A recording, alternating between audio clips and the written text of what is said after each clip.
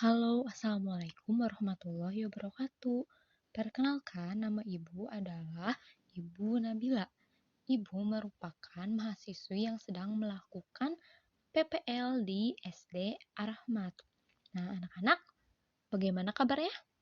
Semoga kalian dalam keadaan sehat ya. Amin. Untuk pembelajaran kali ini akan bersama Ibu. Sebelum memulai pembelajaran, alangkah baiknya kita memulainya dengan pengucapan bismillah bersama-sama. Bismillahirrahmanirrahim.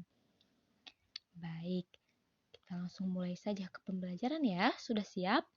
Mari kita mulai tematik tema 8. Apakah kamu sudah siap mendengarkan penjelasannya?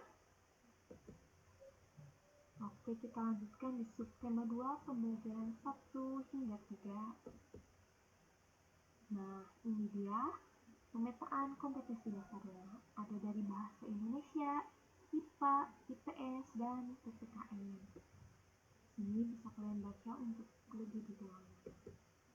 Selanjutnya ada tujuan pembelajaran. Tujuan pembelajaran yang kalian akan capai itu ada 5. Bisa kalian baca untuk detailnya ya. Selanjutnya ada di materinya, kita lihat, perhatikan gambar berikut ini. Ada gambar A dan gambar B. Sudah ada ya di buku tema. Kira-kira gambar manakah yang lebih indah? Gambar A katanya ya, karena lebih banyak pepohonan.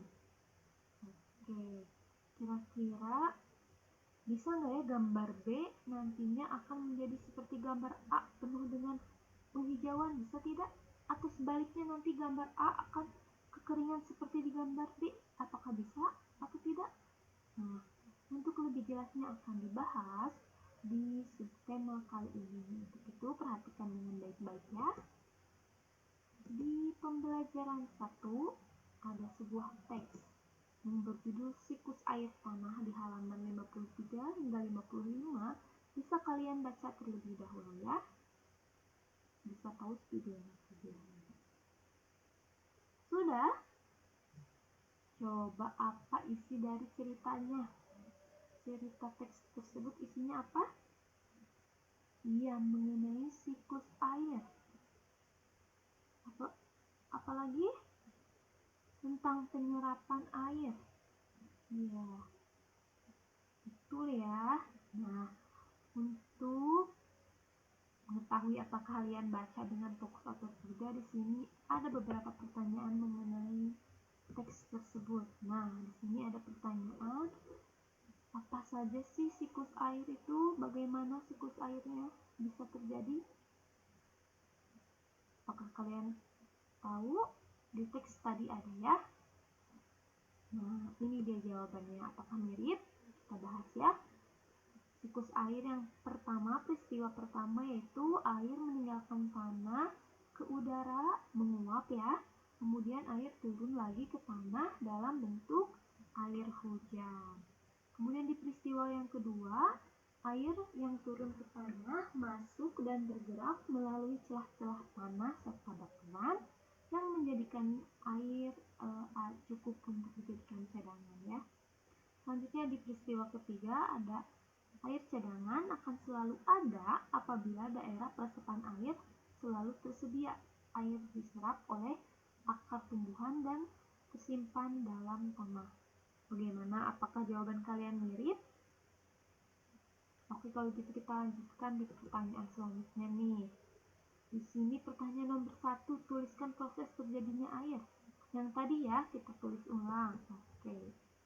Yang kedua, tuliskan faktor-faktor yang mempengaruhi berkurangnya ketersediaan air.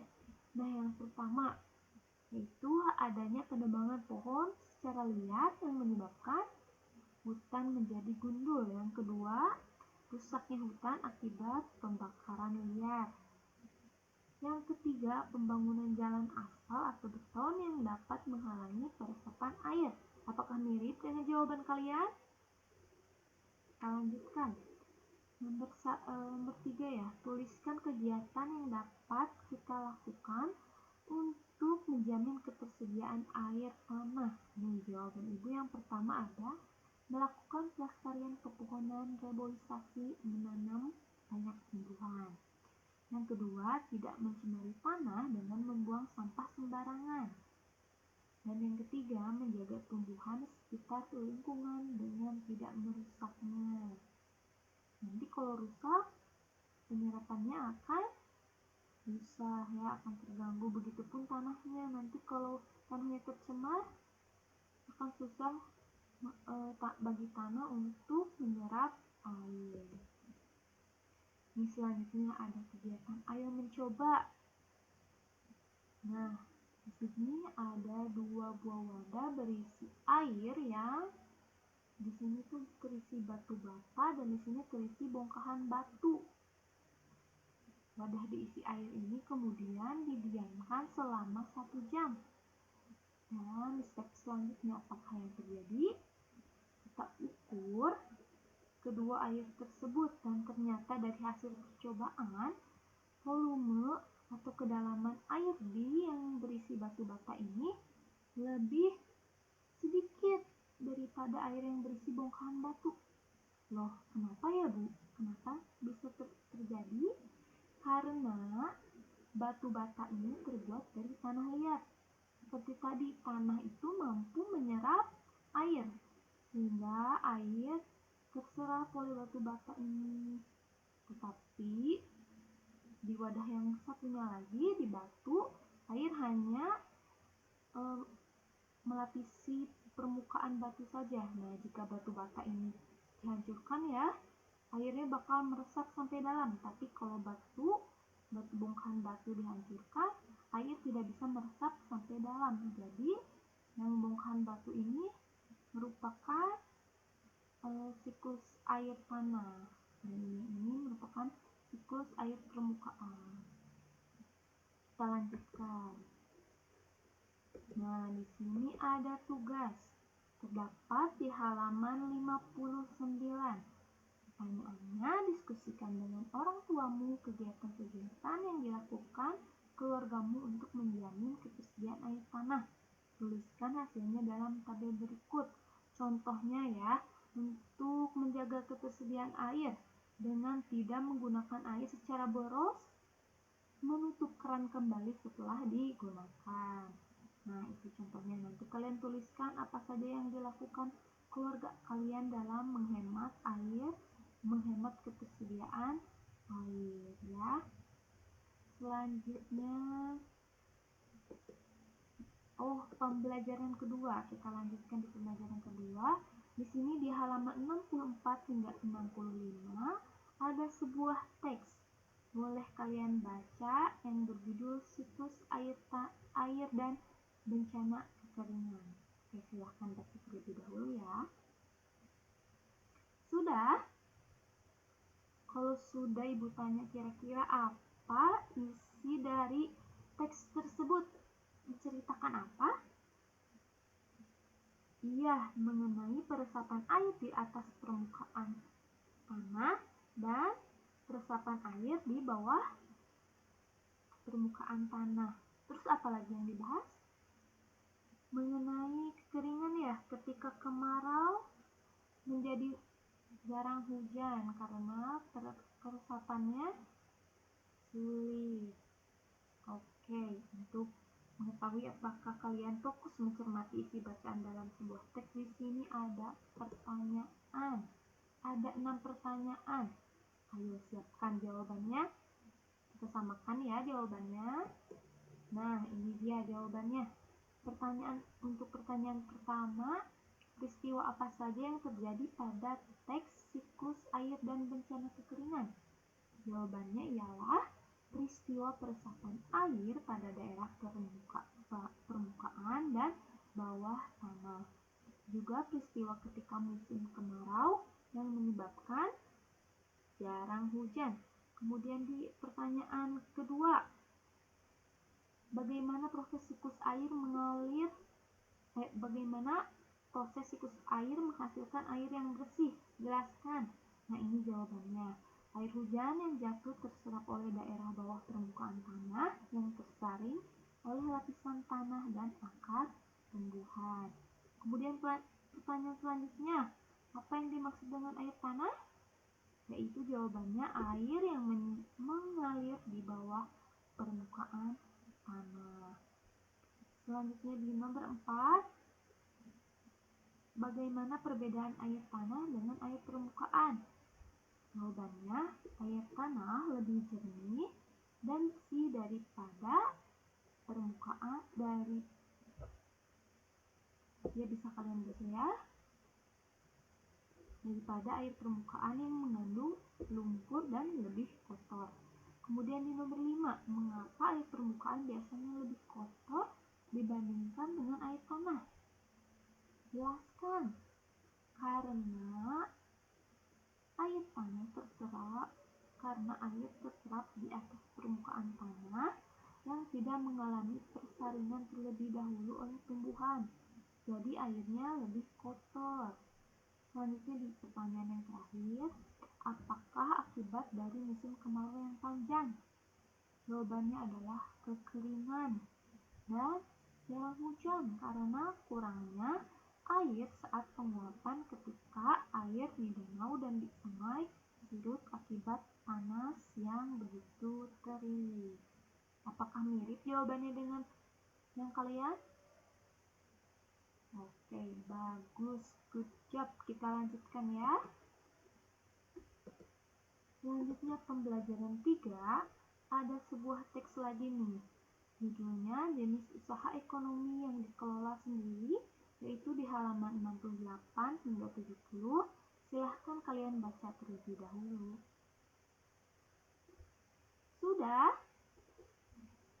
Apa saja isi teksnya? Iya, membahas tentang usaha perorangan. Apa itu usaha perorangan? Ya, usaha yang dikelola sendiri ada ya di teks ya. Apa saja contohnya? Ada usaha pertanian, usaha perdagangan, juga usaha jasa. Selanjutnya yang terakhir ada industri kecil. Nah, di sini ada sebuah tabel. Contohnya, amatilah lingkungan sekitarmu, kemudian identifikasilah jenis-jenis usaha ekonomi yang dikelola secara perorangan berdasarkan setiap jenisnya. Buatlah laporan dalam bentuk tabel seperti contoh berikut.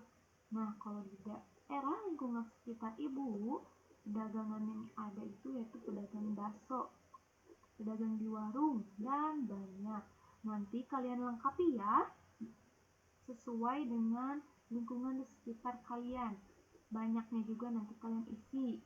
Begitupun dengan jasa dan jenis usaha industri kecil. Lengkapi sesuai dengan yang ada di lingkungan sekitar kalian. Kemudian kita lanjutkan di pembelajaran masih di pembelajaran 3, yaitu ada sebuah teks nih di sini. Judulnya Desa Unik Bali, halaman 71 sampai 72. Ayo baca lagi ya. Sudah? Jika sudah, kita lanjutkan ke tugas. Nah, hasil bacaan kalian tadi akan ditampilkan. Kita lihat apakah bacaan kalian teliti atau tidak. Kita lihat ya dalam sebuah tugas. Di sini ada 3 pertanyaan. Nih, yang nomor 1 itu, apa saja keunikan desa-desa pada bacaan Desa Unik Bali? Jadi harus dibaca dulu ya teksnya. Kemudian ada pertanyaan nomor 2, adakah keunikan di daerah tempat tinggalmu? Apa sajakah itu? Misalnya keunikan lingkungannya sangat bersih. Ada daerah wisata di lingkungan kalian, coba nanti ceritakan. Dan yang ketiga, bagaimana sikapmu atas perbedaan budaya dan adat istiadat daerahmu dengan daerah lain. Nanti kalian tulis jawaban kalian dalam seperti ini ya. Di halaman 73 ada ya di buku tema. Jadi dibuat jawabannya seperti dalam kolom ini. Dan selanjutnya, selamat mengerjakan, tetap semangat anak-anak. Oh, dan ternyata sudah selesai. Alhamdulillahirobbilalamin. Terima kasih telah menyimak materinya. Baik anak-anak, sekian untuk pembelajaran kali ini ya. Jangan lupa untuk dikerjakan tugas-tugasnya. Tetap semangat dan jaga kesehatan. Untuk mengakhiri pembelajaran kali ini, kita ucapkan hamdalah bersama-sama. Alhamdulillahirobbil alamin. Sampai jumpa di pembelajaran selanjutnya. Wassalamualaikum warahmatullahi wabarakatuh.